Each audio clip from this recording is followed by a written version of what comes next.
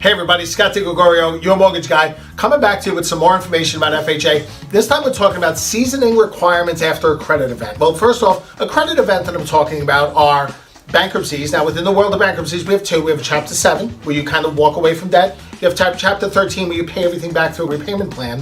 Then we have short sales. You sell your house for less than what you owe on it. And then a foreclosure, when the bank takes back your home for lack of payment. Here's the waiting periods, and these are pretty firm. On a foreclosure or a short sale, 3 years has to pass from the date of sale. When the property changes hands in a short sale to the new owner, in a foreclosure to the bank through a document called a certificate of title, through that, from the date that happens, that's public records, you have to close 3 years later. So literally 36 months in a day. On the bankruptcy world, it's a little bit more complicated. On a Chapter 7, you walk away from your debts. At the end of the bankruptcy process, there's something called a discharge. When the bankruptcy is discharged, that's when it's finalized.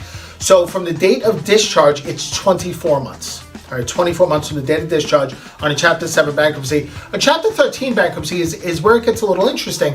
HUD and FHA does not technically recognize Chapter 13 bankruptcy as a major credit event. They're super flexible with this.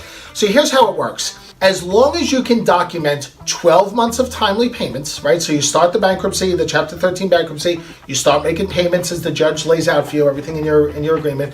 As long as you've made 12 timely payments, you can document that, you're eligible for an FHA mortgage. You could still be in the Chapter 13 and qualify for a mortgage. There's one other qualification that's out there that you have to be mindful of, and it's this. You have to get a letter of permission from the trustee. So when you're making your payments, the court assigns a trustee to you. That's who you're making your payment. That's who kind of manages your account. You have to get a letter from your trustee. Now, I don't recall of a situation where I've never been able to get that letter, but just know that it's out there. So Chapter 13, 12 months timely payments, letter from a trustee, still in a bankruptcy or in that repayment plan, and you can qualify for an FHA mortgage. Really flexible in that last area. Look, if you have any other questions, reach out to me. Until next time, I'm Scott DiGregorio, your mortgage guy. Take care.